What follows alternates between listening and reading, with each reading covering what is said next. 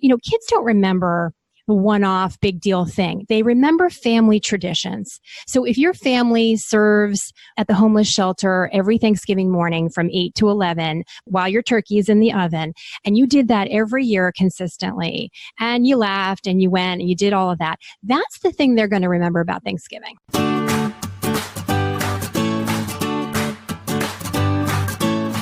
Hello and welcome to the Sunshine Parenting Podcast, where each week we talk about ideas for raising kids who become thriving adults. I'm your host, Audrey Monkey. I'm a summer camp director, writer, and speaker, and I've had the privilege of working with thousands of children, teenagers, young adult counselors, and parents over the past 3 decades. My husband, Steve, and I are raising 5 kids who currently range in age from 15 to 25. So my interest in raising kind, optimistic, self-reliant kids who become thriving adults is personal as well as professional. In episode 108, I'm chatting with Natalie Silverstein. She's an author, volunteer, and passionate advocate for family service. Natalie is the New York area coordinator for Doing Good Together, a Minneapolis-based nonprofit with the mission of helping parents raise kids who care and contribute. Natalie is a frequent writer, speaker, and consultant on the topic of family and youth service. In this episode, we're chatting about her book, Simple Acts, The Busy Family's Guide to Giving Back. Today on the Sunshine Parenting Podcast, I am so excited to welcome Natalie Silverstein, author of Simple Acts, The Busy Family's Guide to Giving Back. Welcome, Natalie. Thank you so much, Audrey. Thank you for having me on. This is really exciting. Yes, I'm so glad we are connected and we had a chance to chat before we started recording. And you have a camp connection too. I do. My camp connection is that my youngest daughter goes to camp up in the Berkshires. And over the summer, I had been, posting about the book. It had just come out. And I tagged her camp in a photograph of my daughter doing the swim-a-thon, where they raise money for the National Camp Association to help children get to camp who can't afford to do so.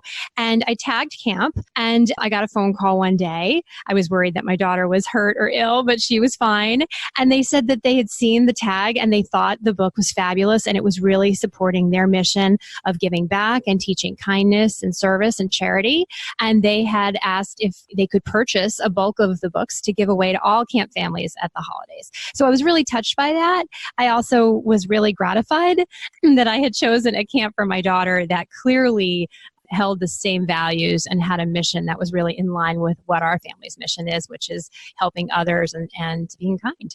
Well, I just loved that story. And I love that you have found that the camp industry and many camps share this mission of teaching kids values, way beyond just the recreational skills and things that they're doing at camp. And, you mentioned even in the book, Camp Kindness Day, which is something that I think started in 2018. And my camps participated in, a lot of camps have, but it's trying to shine light on the fact that kindness and social skills and giving to others is a big part of the philosophy of many camps. So it's great that you experienced that firsthand with your daughter's camp. Absolutely. And I think what your book portrays perfectly, and it's such a great book, is that all of these life skills that kids get at camp, and one of them is getting along with others, being kind to others, including other people. All of those things are the values that parents want to demonstrate and model at home. And so when you send your child away, your hope is that the camp is also doing this for you, and that all of these things are things they can take and they can incorporate into themselves as they move through the rest of their school year. It's really hard, I think, schools, and I'm very gratified that I think many, many schools in academic settings now, you talk about this in your book, instead of it being an anti-bullying campaign, have it be a let's all be kind campaign, a kindness campaign. I have seen this across the board in all of my kids' schools, and I think that that is so important. But let's be honest, they are focused on academics, and they have a service learning program, or they should, but that tends to be like kind of checking a box for them, right? And so I do believe that this work begins at home. with very young children, and that anything we can do to incorporate these acts of kindness and service into camp life, into extracurricular activities, and most importantly, into the things that we do with our children on our weekends, in our free time, is really so important. And it kind of just creates this foundation, this moral base for these kids from which they grow. I talk a lot about prioritizing. We all prioritize so many things in our kids' lives, right? Everybody will give you a laundry list of extracurricular activities and tutoring and sports and ballet and instruments and all of these things.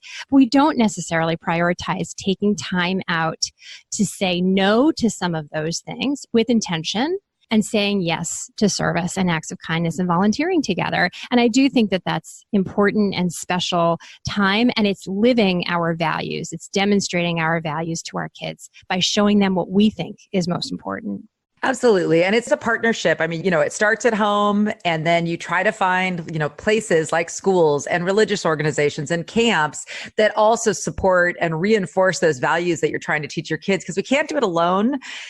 And the school can't do it alone, and the camp can't do it alone. But if we're all trying together to promote these same things, it works so much better. And I think our kids turn out a lot better too.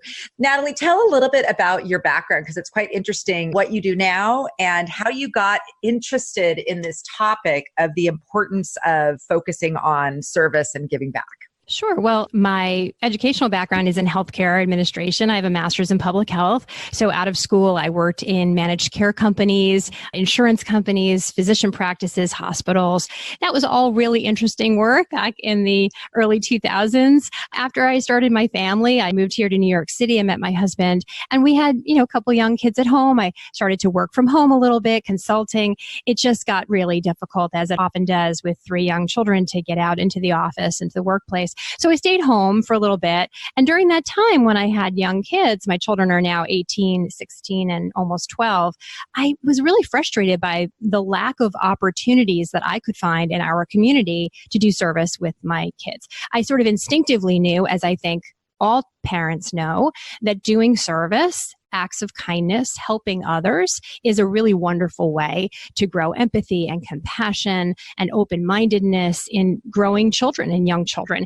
And I was dumbfounded that I live in New York City, a city of like 8 million people with countless nonprofit organizations and lots of need. There's a tremendous amount of wealth here, but a tremendous amount of need. I couldn't believe that I just could not find really meaningful, engaging volunteer opportunities for me and my young children. So I thought, well, I'll create some. I'll create a website. I'll create a resource. That's not really my strength in terms of creating a website. I was noodling around. I sort of stumbled upon Doing Good Together, which is a national nonprofit. It's about 15 years old. It's based in Minneapolis. A woman named Jenny Friedman started that organization. And they have a really very simple, beautiful mission, which is helping parents raise kids who care and contribute. Period. It's like so elegant. And I just fell in love with their website. They had so many wonderful resources, but they had a monthly listing that they sent out to subscribers in Minneapolis of family-friendly volunteer opportunities that they curated. And so I reached out to the founder and I said, I would love to sort of franchise what you're doing. On a volunteer basis, I'd love to do this in New York City. If you could sort of package it up and teach me how to do it and push it out into the world. And I would be in charge of finding my subscribers, which was organic. And of course, I have thousands of subscribers now.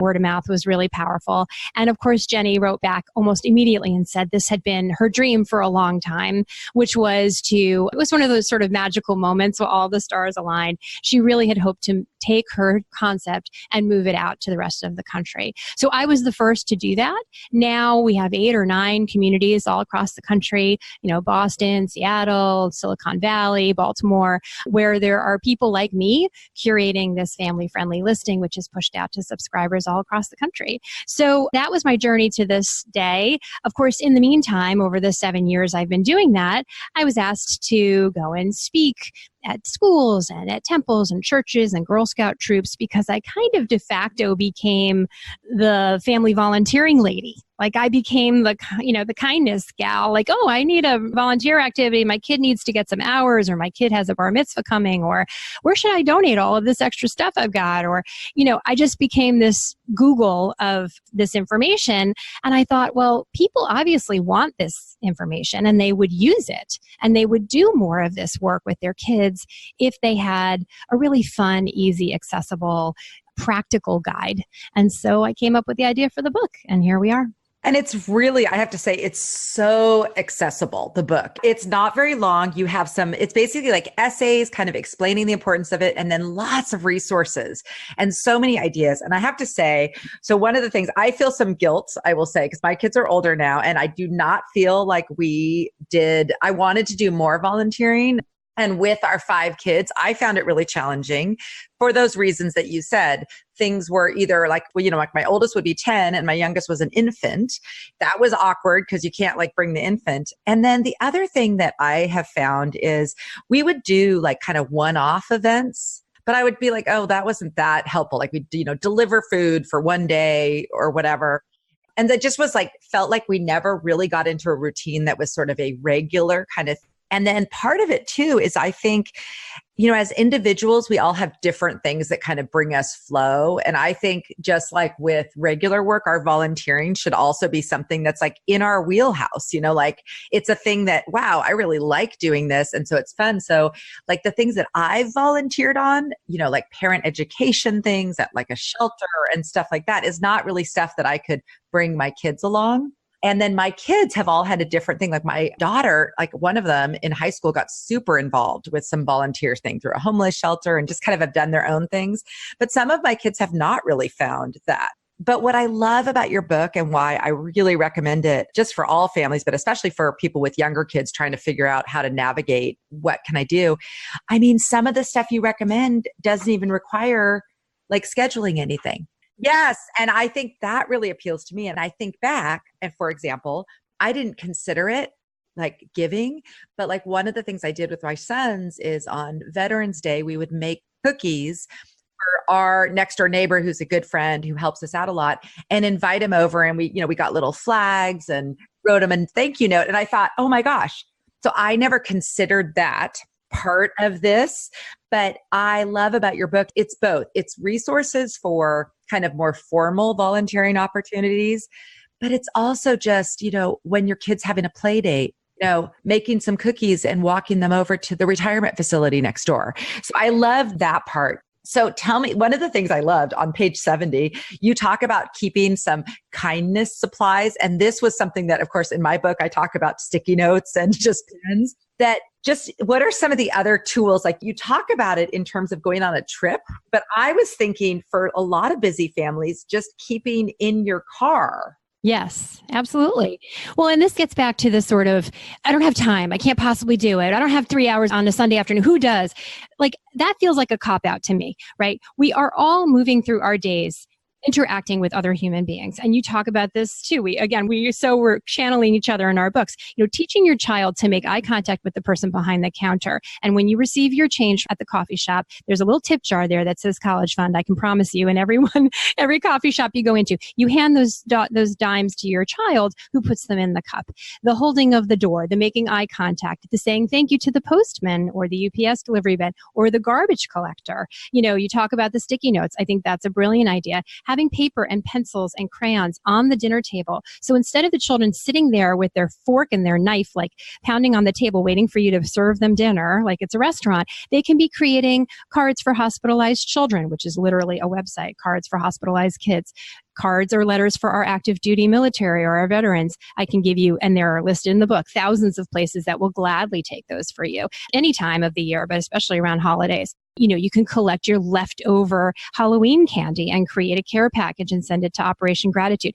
There are things you can be doing at every moment, almost every day, that you're already doing some of these things, right? You're planning a birthday party for your kid. You're planning a play date for your kid. You're all going to the park. You're going to have a picnic. Why can't you take some garbage bags and have the kids spend 10 minutes, it's a game, cleaning up the park, and then we can talk about doing that, read a great book about it, and then we can play some soccer and we can have some cookies, right? Or the baking, like you said, snow days. We live in an area where we have snow days. My kid has a play date come over. What are we doing? If we want to bake, we are giving a plate of those cookies away to the nice men who are clearing the snow at our building, or we're writing a note and we're taking them next door to the nursing home. These are all, again, this is not rocket science. And I think this theme of the book and what I'm trying to relay is you don't have to change the world to change the world. You don't have to fly to Africa and build a school to make an impact on someone else's life. Your neighbor is elderly and can't get out in the snow, and you're going to the grocery store anyway. Why not go and ask them if they need a quart of milk, right? Or helping to clear the driveway or the leaves or whatever it is. A lemonade stand in the summertime. Kids love nothing more than to do that. I would suggest they do not need the $12 they're going to raise themselves. They should think about what is the charity that we're going to support and donate this money towards, and let them decide. I mean, you talked a little bit about your individual kids, and one found her passion or found her interest and maybe others didn't. I think exposing them to so many different opportunities like this, so many different social justice issues. Kids come home from school and say, we talked about immigration, we talked about homelessness, we talked about the Holocaust, whatever it is. I promise you, something that interests your kid, even soccer. If your kid is interested in soccer, obsessed with soccer, I promise you there are a dozen charities and even charities in your community that would accept and welcome your support and that your kid could get involved in and get really, really excited about. So follow their lead, follow their passion, but give them the opportunity, and also don't make it negotiable, right? This is what we do. This is how our family operates. So find the thing that really speaks to you, and then let's find a way for you to give back in that realm. And I think, it just builds on itself for kids. Absolutely. But you're absolutely right. The practical tips, I wrote this book because it was actually based on a conversation I had with a friend who said, gosh, I don't know how you find the time. I have 2 boys and they have soccer and they have hockey and they have, their instruments and they have tutoring and they have this. And I was like, well, gee, if you just had maybe tried one thing a month, one afternoon a month, they're just like, one thing a month. Are you crazy? I was like, what have you just said to me? What are you prioritizing? What are you demonstrating to your family is really important? I love this phrase. Instead of saying you don't have time for something, change it and say it's not a priority for me. And then see how that feels. And if you're talking to your children and you say, helping other people, I don't have time for that. No, if you say that's not a priority for our family, that you're teaching them, a lesson that you don't want to be teaching them, I think. I think every family would agree that this is not, we want to model our values. We want to live our values, and service and acts of kindness and just treating people the right way out in the world. And you talk about this a lot in your book. Instead of being mean back to the kid who is mean to you, thinking about what is it that they're going through that they feel so sad that they need to be mean to you, that maybe we can help them to feel better. I mean, this is what you learn at camp, and this is what you should be learning at home. And that's what I hope kind of comes through in the book. Oh my gosh, it definitely does. And I feel so inspired. I was even thinking as you were talking just now that parents could keep something in their car. Like if they're driving around to all these activities, the whole, like you talk about leaving a poetry on a windshield or an encouraging note. Which is a website. It's a real thing. Yeah. Windshield poetry. Yeah. Yeah. You can download a little thing and a little form and you write a poem. You're sitting at the restaurant, you write a poem, you go outside, you stick it in someone's windshield. The whole notion of paying for the person behind you in the line, or, the person behind you at the toll. These are wonderful little things, but your kid sees you doing that. Or if there's a way that your kid can put the money in the toll box, right, for the person behind. I just think these are all things that people can be doing if they're mindful of it. It needs to be intentional, just like with everything in parenting, right? We need to be thinking about what is it that I can show my kid every day as we walk through our lives, that this is how we care about others because we hope that they care about us in the same way. And so, I really had wanted the book to create opportunities, birthday parties, milestone events, tiny things. When you lose, the first tooth or the first steps, all of these wonderful little milestones and experiences that families have, celebrate them, rejoice in them by sharing them with other people. doesn't that just like increase your joy tenfold by doing so? And going on a vacation, are there ways that you can give back to the community that you're visiting? We don't just go on this wonderful holiday that we've saved for, and who are the people that are serving us? What are the needs in the communities that we're visiting? And open your children's eyes to the world in that way. Oh my gosh, so many great ideas. Well, I'm super inspired. And it's funny, as you're talking, I thought of a couple of other things. One is one of my daughters, who is currently a kindergarten teacher in Washington, D.C. She's always loved books and writing. She found a website, and I'll find out the name and put a link in the show notes, where when people need a letter of encouragement, they like submit something, and she writes letters to people she doesn't know just to encourage them. And it was reminding me of that. She found this on her own. And I just was like, that is so beautiful and so perfect for her. You know, she also loves kids. And before being a kindergarten teacher, she's been volunteering at Sunday school at church with kids. She worked during college. She did there were some kids. It was like an evening club kind of program. And so I'm thinking back that, you know, these little practices, you start with something or you find something that like, wow, this is something I would really enjoy doing. 100%. And then you'll keep doing it too. And it'll bring you a lot of joy too. Well, absolutely. I mean, obviously we know that, and the studies show that doing service, volunteering makes you happier, healthier. You know, you quote all of these things in your book as well. But, you know, the studies also show that people who volunteer with their families as children, if you volunteered as a child or a young person, you're more likely to do so as an adult. If you volunteer in conjunction with your family, it's like even higher percentages of that. Because again, it's like, this was communal. This was time we spent together. These are making I talk about this in the book. You're doing something really nice. Hopefully you're helping others in the community. You're doing something substantive, yes, but you're also creating really nice, warm family memories.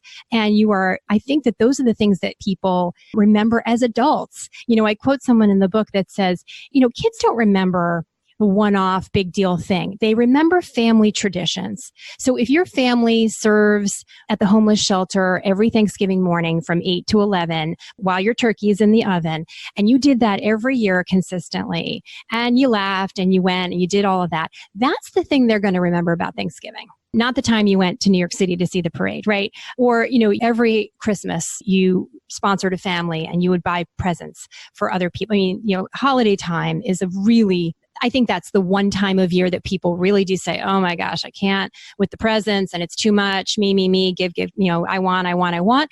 They do look for opportunities like that. I would say there are people in need in our communities every day of 365, 12 months a year. We can't just say, okay, Thanksgiving and Christmas are our times that our family does this. You can do things around Valentine's Day for our active duty military, around Mother's Day for mothers who are displaced or in domestic violence shelters, the 4th of July, Veterans Day, again, about our military, senior citizens, there's Camp Kindness Day in the fall. Here in New York City, we do service around 9/11 because we will never forget, and we will always do that and do nice things for our first responders. Halloween, great time. The boxes, that you can go around and collect change, or the candy that you can send to the military. So I do have, at the end of the book, as I'm sure you saw, I have a month by month sort of, here are your top 5 or 10 things in each month, ways that you can be thinking about other people, things that you might not have even thought of, and just ways that you can spread some kindness. Mother's Day and Father's Day and Grandparents' Day, those seem like Hallmark events. Those seem like, and sometimes they're very painful for people.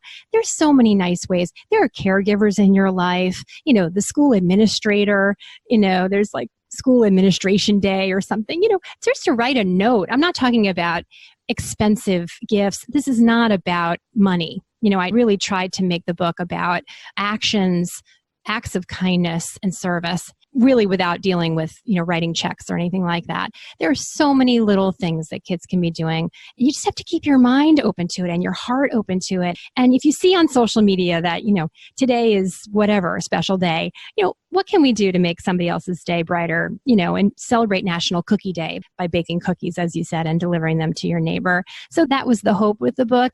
And again, that you don't have to go out and do this huge, enormous, time-consuming, expensive, it's just little things, and they're like drops in a bucket, right? They add up and they sort of fill the cup of your child's emerging character. And this as a parent of 5 grown kids, it really does. It makes a difference in who they are. Oh my gosh, so true. And I want to make sure I point out too, the book has a state by state recommendation as well. So I loved that. I've dog-eared a lot of the calendar ideas because I thought it would be fun to kind of promote through camp as well.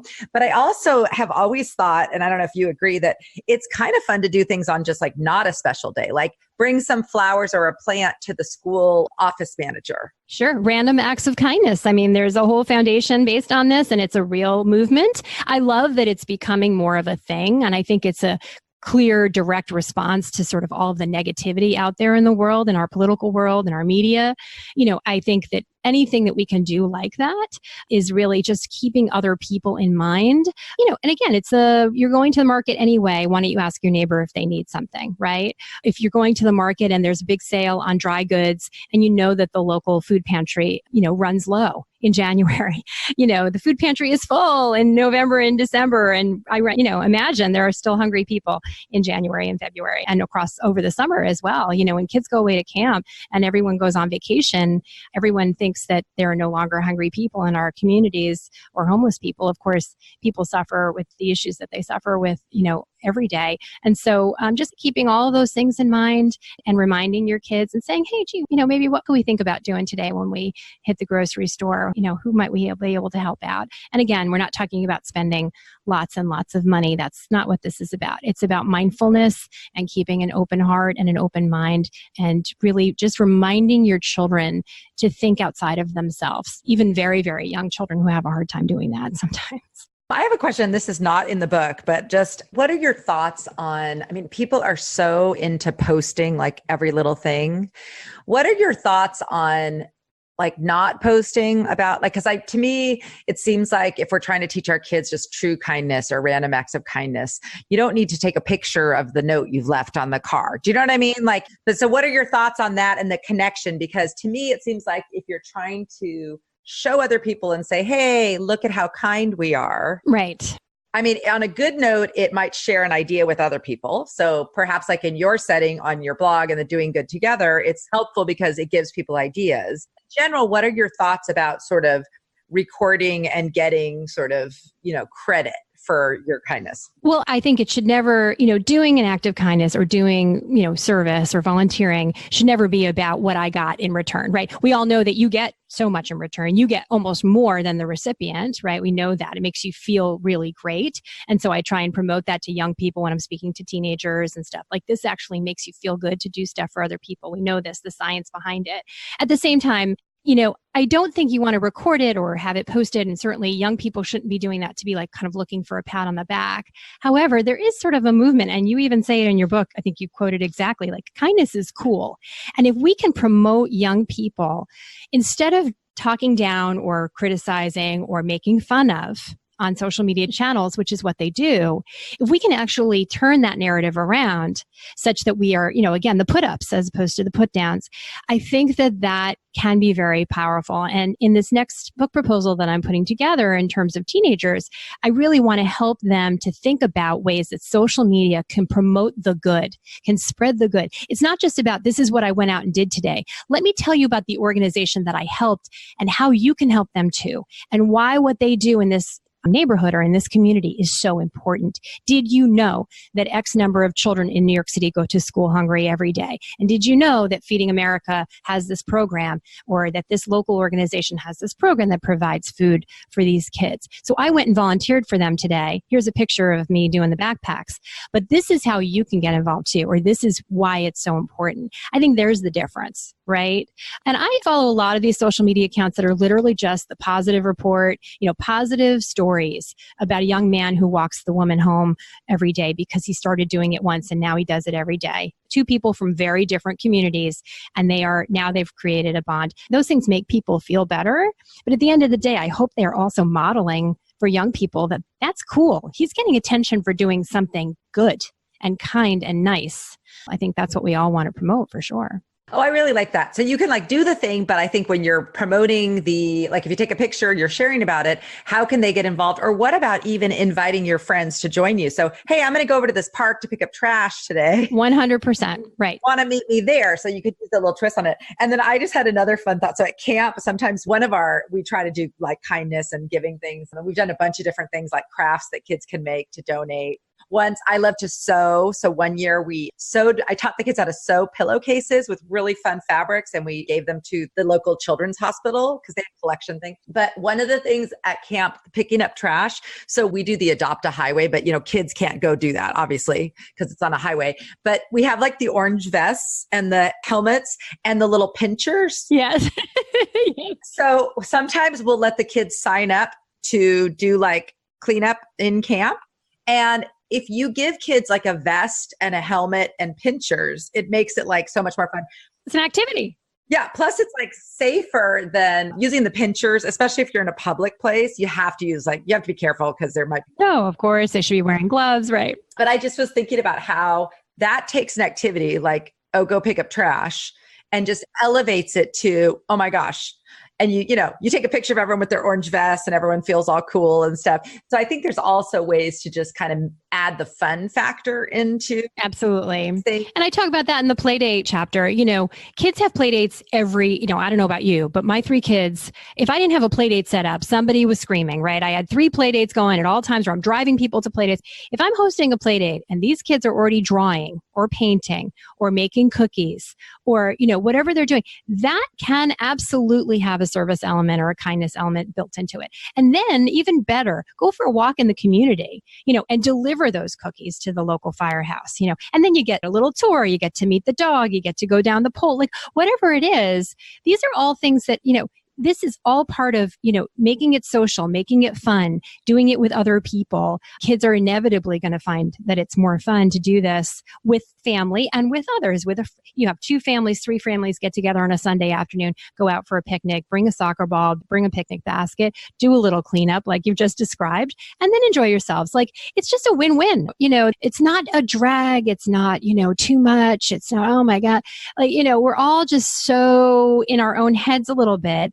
And yet we can still organize all of these other things. This is something that can be organized into the mix really seamlessly, really organically, without a lot of hoopla, without a lot of patting on the back.